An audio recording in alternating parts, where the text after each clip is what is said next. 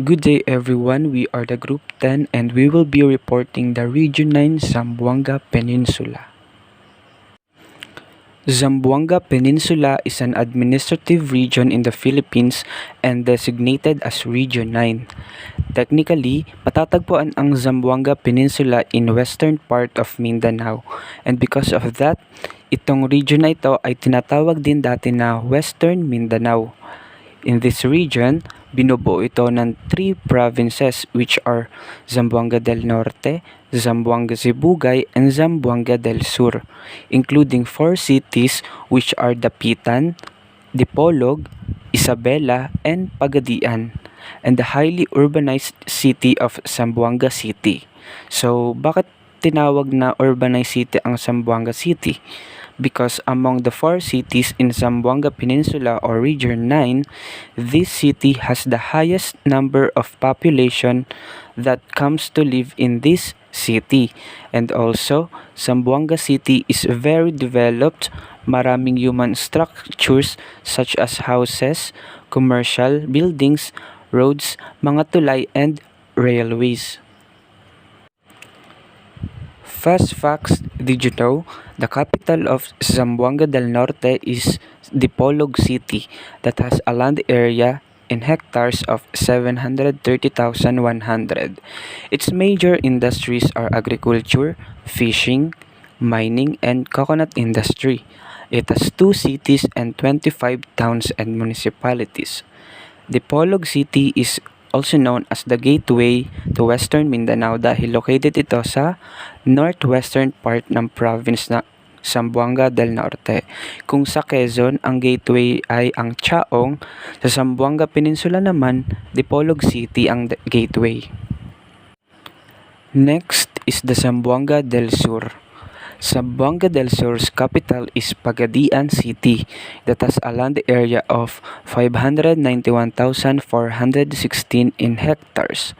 Its major industries are agriculture, rubber industry, fishing, wood industry, and mining. It has 1 city and 26 towns and municipalities. In Zamboanga del Sur, Pagadian City is the capital. Pagadian City is a second-class component of Zamboanga del Sur and also the second largest city in this region. And alam nyo ba na ang Pagadian City ay kilala bilang the Little Hong Kong of the South dahil sa mountainous terrain nito. Next one is the Zamboanga Sibugay. Zamboanga Sibugay has a land area of 360,775 in hectares. Its major industries are wood industry, agriculture, livestock, poultry, and fishing. It has 16 towns and municipalities. In Zamboanga Sibugay, dito natin makikita yung mga natural landform dahil binayayaan sila ng madaming excellent tourist destinations. Yung mga mountain formations, picture-perfect walls, mga kuweba na may thousands of paniki, as well as stalactites. Meron din ditong hot springs, white sand beaches, fish and sea snakes, kaya Zamboanga Sibugay is a must-visit place talaga. Zamboanga City is in the Mindanao region of the Philippines, known as the City of Flowers. It is now one of the most important and busiest port cities in the Philippines. It has a land area of 141,470 in hectares. Its major industries are trade, agriculture, fishing, furniture and wood industry, ornamental horticulture, textile, and processed marine products. As stated, Zamboanga City is known as the City of the Flowers dahil yung name na Zamboanga ay galing sa Malay word na Jambangan which means Garden of Flowers.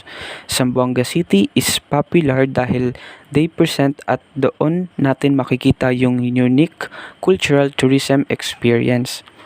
Yung Zamboanga City Hall at yung Fort Pillar ay dalawa lamang sa mga iconic historic monuments that highlights its cultural diversity and beauty.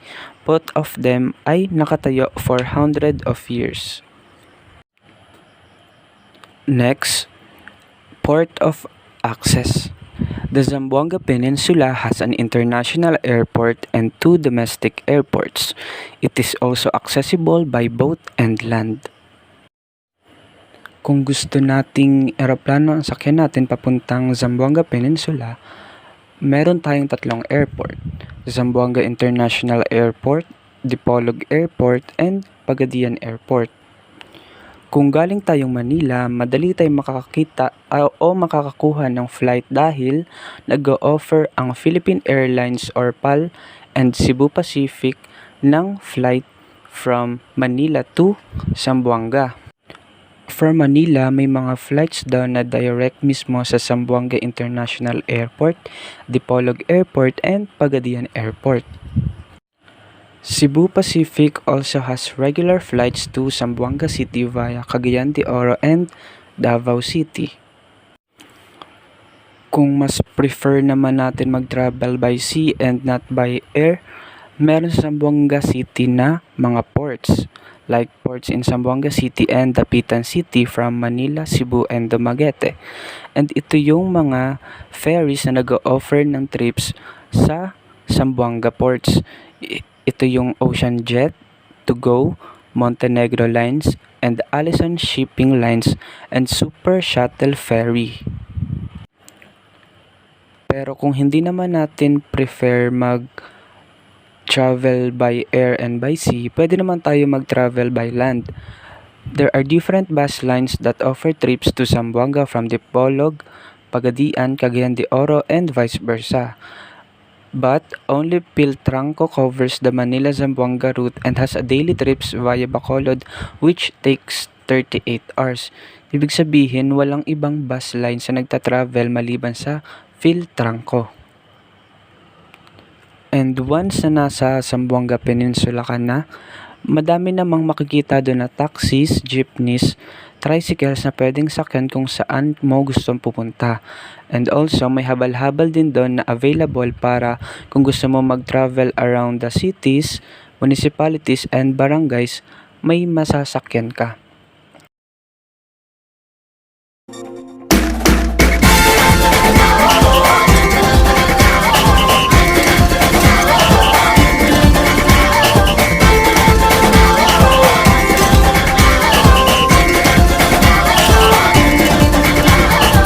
Minsa'y natuwa ang may likha, 7,000 pulo ang ginawa. Mga hiyas na inilatag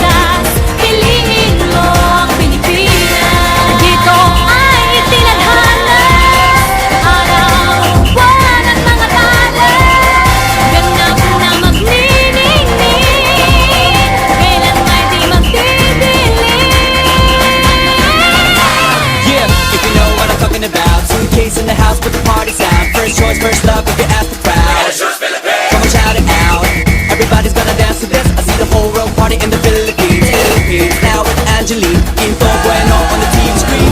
This is like a samba, coming into Manila with the hitting and drums. Yeah, so shake it up and dance it like no more drama. And check, we're gonna choose Philippines, no one that. The world keeps talking, but we ain't walking. We keep on dancing, that's how we rock it. 7,107 islands of BBC, pieces of heaven. Piliin mo rin ang Pilipinas.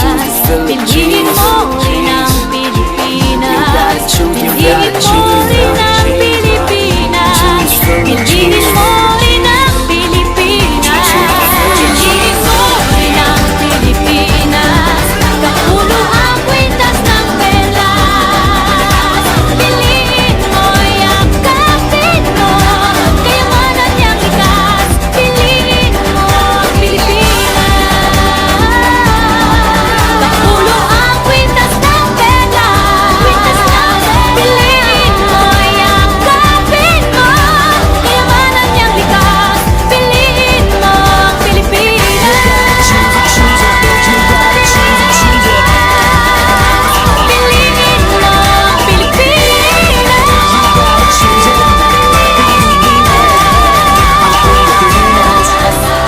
Piliin mo ang Pilipinas.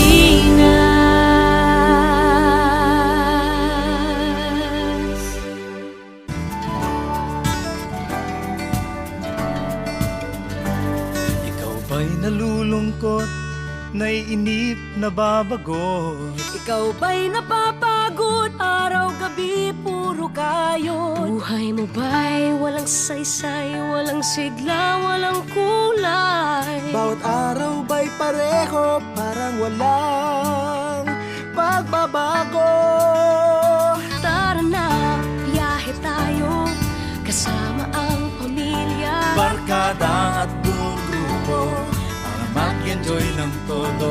Halika, biyahe tayo ng ating makita. Ang ganda ng Pilipinas, ang galing ng Pilipino. Ang galing ng Pilipino.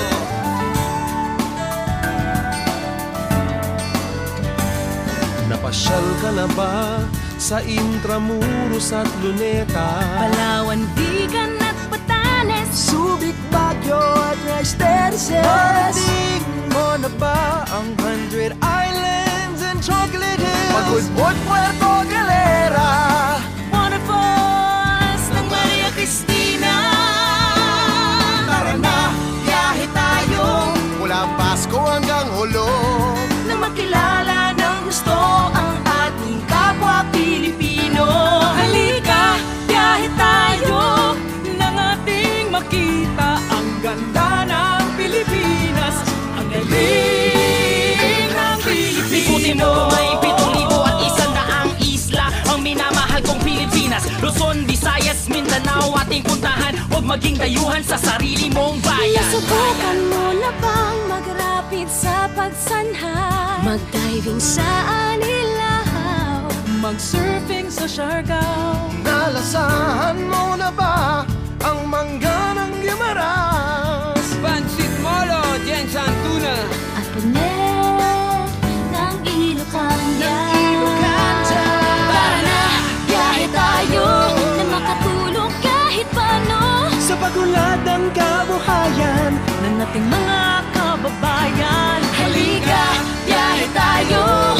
Nang ating makita Ang ganda ng Pilipinas, ang galing ng Pilipino. Naabot mo na ba ang tuktok ng Mount Apo? Crater ng pinatubo sa gana sa Cordillera. Natanaw mo na ba ang butanding sa Donsol? Tashir at Tamaraw, ang Haribon sa Mindanao. Tara na, biyahe tayo upang masilayan kariktan ng kalikasan na dapat pangalagaan. Halika, biyahe tayo nang ating makita Ang ganda ng Pilipinas, ang galing ng Pilipino. Biyahe tayo upang ating makamang Ligaya at pagkakaibigan. lahat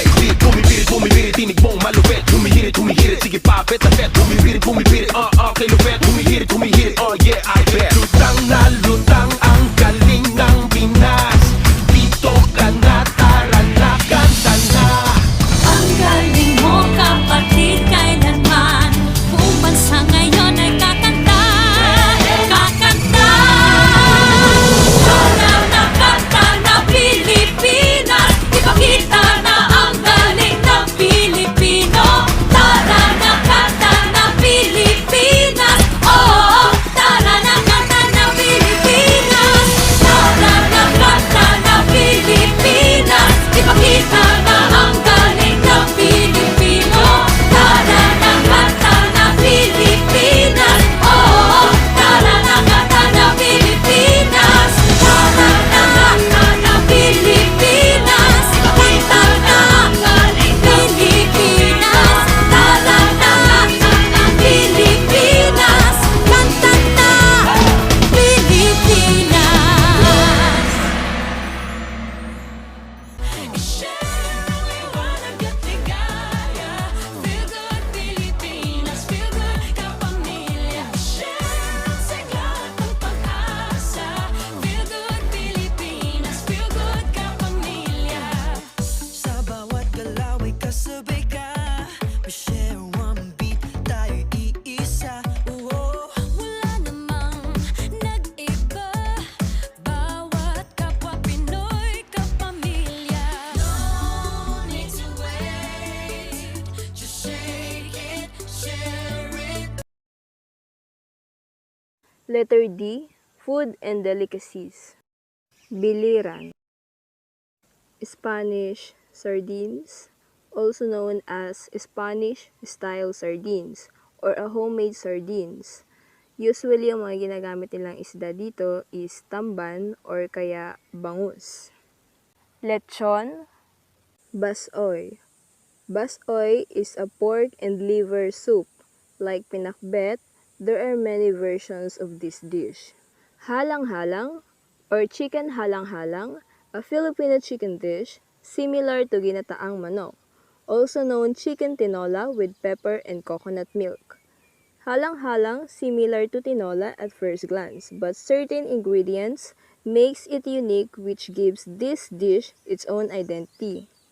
Paklay. Paklay is a pork or beef lamang loob, usually served with pulutan and alcohol drinks. Balbakwa. Balbakwa is a Filipino beef stew made of oxtail. Eastern Samar. Tiola itum is a beef soup. The dish is characteristical black due to the unique use of burned coconut. Sati. Sati is a spicy grilled meat dish served on skewers. It's actually the sauce, a bowl full of hot sauce with chicken meat and beef in it, and a stick of rice wrapped with banana leaves.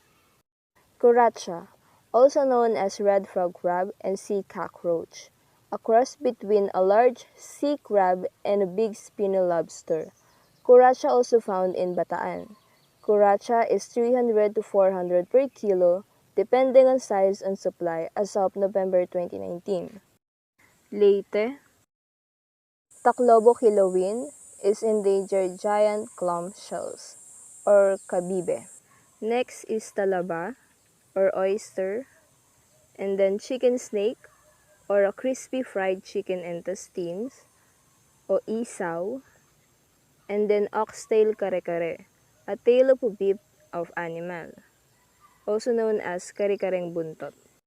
Liempo, Negros Oriental, sati, cuaracha, seafood paella, baked clams.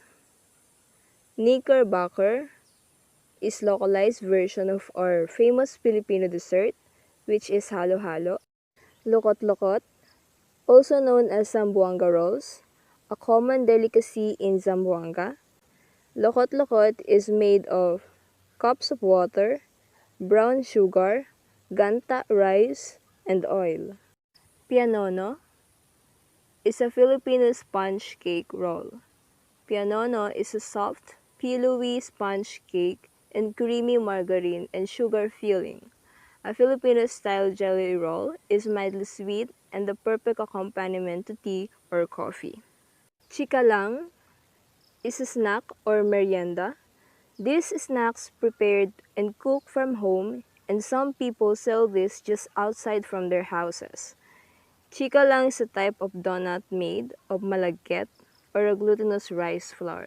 Bangbangsug is usually tausug pastry served with coffee. Bangbangsug most are made of coconut as the main ingredient. Next is saging prito or saging na prito, and then chicken pyangyang, also known as curry pyangyang or blackened coconut grilled chicken. Chicken pyangyang is a chicken dish prepared using burnt coconut paste which gives it a distinct black color. Letter E, recommended pasalubong. Pasalubong of Zamboanga Peninsula. Chicken pizza, topped with some barbecue sauce, chicken, bacon, peppers, and cheese. Lokot-lokot, barquillos. It was quite different from the usual ones we used to because it is much lighter in flavor and has some markings along the surface. It went well with a bottle of Coke. Bottled sardines said that the making of bottled sardines is premium compared with canned sardines with tomato sauce. Bagoong gata is a combination of bagoong alamang, coconut milk, and sugar. Tarts, nuts, etc. Malong. Malong is a traditional Filipino rectangular or tube-like wrap around skirt. Fresh seafoods, fruits, souvenir items, yakan, maranao, and tausug handicrafts. Festival and special events. Zamboanga del Norte.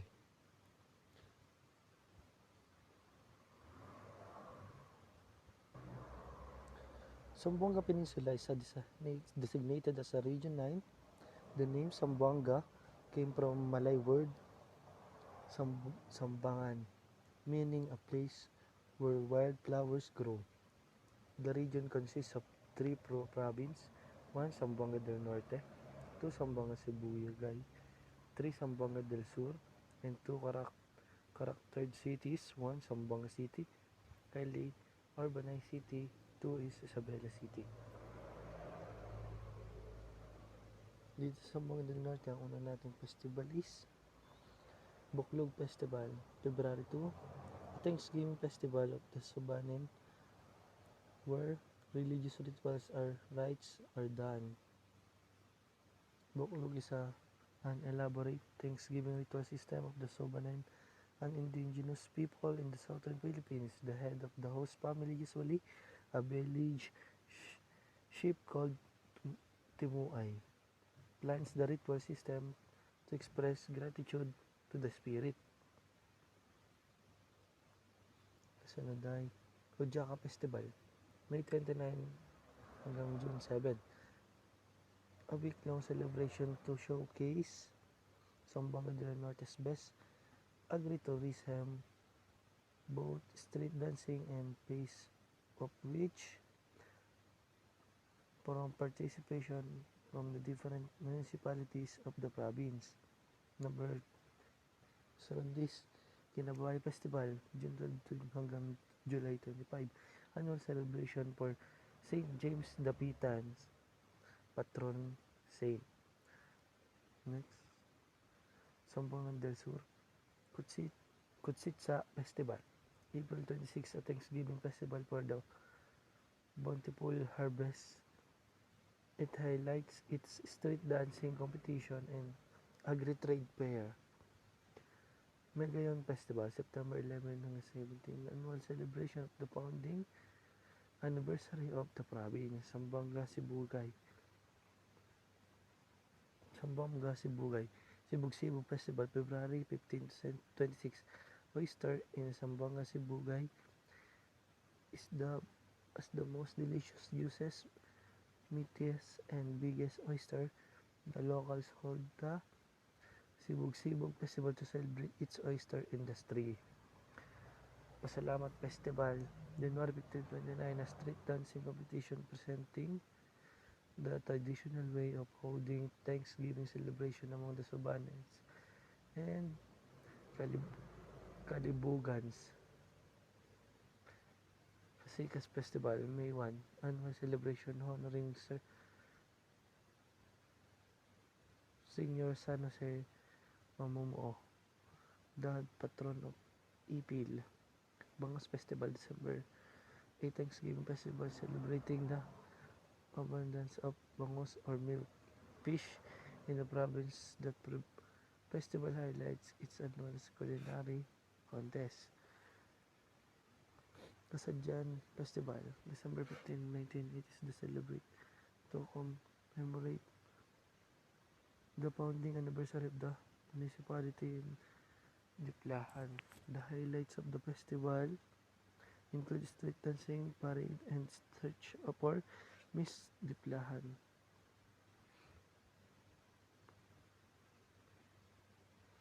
Zamboanga City, Zamboanga Hermosa Festival, Fiesta Pilar, October 10 and 12, is the celebrate in honor of the miraculous image of Our Lady of the Pilar at the legendary Port Pilar. Regatta de Zamboanga, it is the highlight of Zamboanga Hermosa Festival where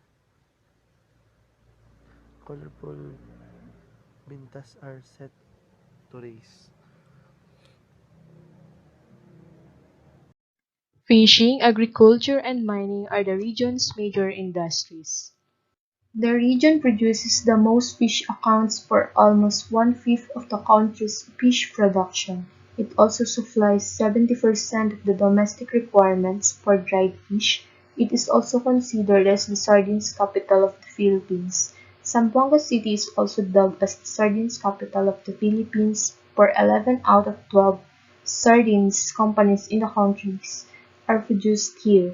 The canning factories are converged in the west coast of Zamboanga. Sardine fishing and processing account for about 70% of the city's economy. Situated at the western tip of the Mindanao mainland, Zamboanga City is a natural docking point for vessels traversing the rich fishing grounds of the Zamboanga Peninsula and the Sulu Archipelago. Zamboanga is noted as the sardines capital of the Philippines because 11 out of 12 sardines company in the country are operating in the city. Ito rin ang pangunahing hanapbuhay ng mga tao dito, kung saan dito nanggagaling at nagsusupply ng isda na dinadala sa market, ini-import at ini-export ang mga ito sa iba't ibang bahagi ng lugar. Kaya malaking tulong ang pangingisda sa mga taong naninirahan dito. If you ask any Filipino if they have eaten sardines, and here are the sounding yes, because this is one of leading protein among the masses, a lifesaver because it is affordable and accessible.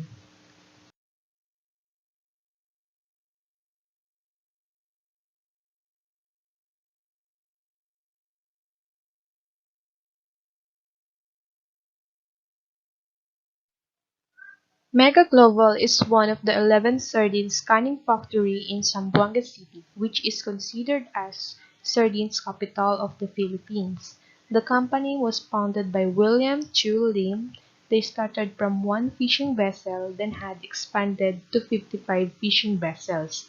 Now it has one canning factory that produces about 300,000 cans per day. The company prides itself to provide local employment, as Mega Global employs 2,000 Zamboangueños in its plants. It exports to 41 countries including Europe, United Arab Emirates (US), Canada, Saudi Arabia, and Taiwan, among other countries. In terms of agriculture, coconut is extensively grown in the region, making Zamboanga Peninsula a major producer of virgin coconut oil and edible oil for the domestic market. In Zamboanga del Norte, their main crops are coconut, corn, palay, banana, cassava, rubber, and vegetables. Fishing and farming are the primary economic activities. According to the research in agriculture sector in Western Mindanao region, during 2002, the area of farms in 2002 is 785,294, while the number of farmers in 2002 are 252,659. Lalo na siguro ngayong 2021, dumadami ang number of farmers, lalo na ngayong pandemya. Zamboanga del Norte had the highest number of farms among the provinces in Western Mindanao. Zamboanga del Norte shared the highest number of farms with 104.1 thousand, covering 295.3 thousand hectares of agricultural land.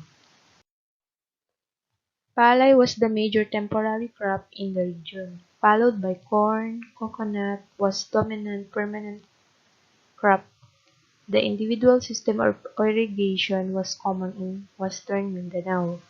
Hog grazing dominated in livestock raising activity. Raising of chicken was the primary poultry raising activity. Ornamental of flower gardening, excluding orchids, also common in the region. And male operators dominated the agricultural operation. In summary of this, in agriculture, majority of the household members engage in agricultural activity were working in their own holding in what I mentioned above. So maraming pwedeng gawing hanap buhay dito sa region na to. Lahat ng tao ay may hanap buhay base sa kanilang kakayahan. Ito na rin ang kanilang ginagawang libangan.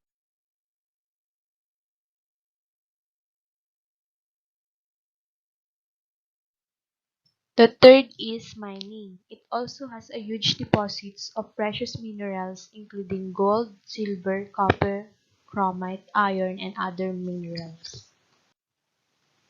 Ang Sambuangenyo, ang kanilang pangatlong hanapbuhay dito ay ang pagmimina. The Kanatuan mine is based on a copper or zinc massive sulfide mineral deposit located in Zamboanga del Norte province on the island of Mindanao in the Philippines. The area is situated approximately 27 kilometers east of the town of Siocon on the Zamboanga Peninsula, covering an area of 508 hectares within Kanatuan. Ang Kanatuan ang pinakakilalang minahang matatagpuan sa Zamboanga del Sur, but mining can impact local communities both positively and negatively. Positive impact dahil nga ito ang hanap buhay ng mga tao dito. Dito sila kumukuha ng kanilang pagkakakitaan para makaraos sila sa pang-araw-araw. Even young children with no access to basic education often labor along with their families. Nakakalungkot lang na kahit ang mga bata ay nagtatrabaho na dahil hindi sila makapag-aral. Wala silang kakayahang makapag-aral. At dahil dito tinutulungan na lang nila ang kanilang pamilya. While for the negative impacts in terms of environmental, visible, biodiversity loss, wildlife, agrodiversity, loss of landscape or aesthetic degradation, noise pollution, soil contamination, soil erosion, waste overflow, deforestation and loss of vegetation cover, surface water pollution or decreasing water, physicochemical, biological quality, groundwater pollution or depletion, mine tailing, spills. Potential is air pollution. For the health impacts, mental problems including stress, depression, and suicide, violence-related health impacts, homicides, rape, etc. Potential is health problems related to alcoholism, prostitution, and other environmental-related diseases. For the socio-economical impacts, displacement, increase in violence and crime, loss of livelihood, loss of traditional knowledge, practices, cultures, militarization, and increased police presence, violations of human rights, land dispossession, loss of landscape, sense of place, for the potential social problems. So, hindi lang siya sa tao nakaka-apekto, kundi sa ating kalikasan. Pwede ka pang makasuhan dahil ito ay illegal way of livelihood. Some are legal and then the mining was stopped in 2014 because our reserves were exhausted but not because of justice for the affected communities who faced vast dangers such as the destructions of their sacred land. So, nagkaroon ng mining projects sa Zamboanga del Norte to revert what Katanawan was before. If you observe in the picture the Kanatuan before and after. Language and dialects in Zamboanga City. English, Cebuano, Visayan, Sovano, Chavacano, Zamboangueño, Ilonggo, Tausug, Tagalog, and Spanish are spoken within the region, but Chavacano is the common language spoken in Zamboanga City. Aside from Chavacano, English and Tagalog are also understood. Tausug is the second most spoken language in the city, while Cebuano are the other language spoken in Zamboanga City. The Subanen, Ilonggo, Yakan, Sama, and Hiligaynon languages can also be heard being spoken within the city. Why Chabacano is the most common language spoken here? Because it is the most dynamically spoken language of Philippine Creole Spanish. So, this table are the examples of the three greetings which is translated in the said dialects: the English, Tagalog, Chavacano, Spanish, Cebuano, Subanen, Ilonggo, and Tausug. In good morning, magandang umaga, in Chavacano, buenos dias, Spanish, buenos dias. In Cebuano, maayong buntag, Subanen, greetings for morning, noon, and nighttime are molongas kendaw. For Ilonggo, maayong aga, tausug, marayaw maynat. For the good afternoon, gandang tanghali, in Chabacano, buenas tardes, as well as in Spanish. In Cebuano, maayong hapon, as well as in Subanen, molongas kendaw. In Ilonggo, maayong hapon also. Tausug, marayaw mahapon. In good evening, magandang gabi, buenas noches, Chavacano, as well as in Spanish. Maayong gabi in Cebuano, molongas dyan daw. In Subanen, maayong gabi, Ilonggo. And marayaw dum in Tausug. So that is the difference of different dialects used in different language spoken. So kung mapapansin natin, marami ang ginagamit ang Zamboanga ng mga language. Pero ang pinaka-common nga dito is Chavacano. Travel trivia: 9 out of 12 companies in the Philippines are operating in Zamboanga, even in the title of Sardines, Capital of the Philippines. So tinawag siyang Capital of the Philippines ng sardines kasi nga dito nagsusupply ang iba't ibang kumpanya ng sardines na kung saan ini-import at ina-export nila sa market. At nakikilala na rin ito worldwide. At may iba't ibang brand na nilalabas at may iba't ibang packaging. Sharing the travel diary of Kevin J. Hinolok, Political Affairs Officer. He said that Zamboanga City is an alluring tapestry of heritage culture, enriched by Hispanic, Islamic, and indigenous cultural influences. Asia's Latin City offers unique experiences to travelers with varied tastes and interests. Cultural immersion in the city begins by exploring Fort Pilar, a 17th century Spanish fortress named after the city's patron, Nuestra Señora del Pilar. Today, it houses a branch of the National Museum that features archaeological artifacts and ethnographic materials. Then, a stroll in the city center will allow one to take a glimpse on colonial structures, including the charming Zamboanga City Hall. A visit to the Yakan Waving Village is not be missed to appreciate the tribe's craftsmanship as they wave their unique and colorful designs. Afterwards, we head to Taloksangay Mosque, touted to the oldest in Zamboanga Peninsula, to learn more about Muslim culture and heritage. Of course, a trip to Zamboanga City will never be complete without enjoying the famed pink sand beach and crystal clear waters of the Great Santa Cruz Island. To cap off the day sailing on a Vinta to enjoy the beautiful sunset or taking a chill at the spirited Paseo del Mar can give you a memorable experience. Wow, a great experience shared by Mr. J. We also hoping to take a glimpse and explore the stunning sceneries in Zamboanga City.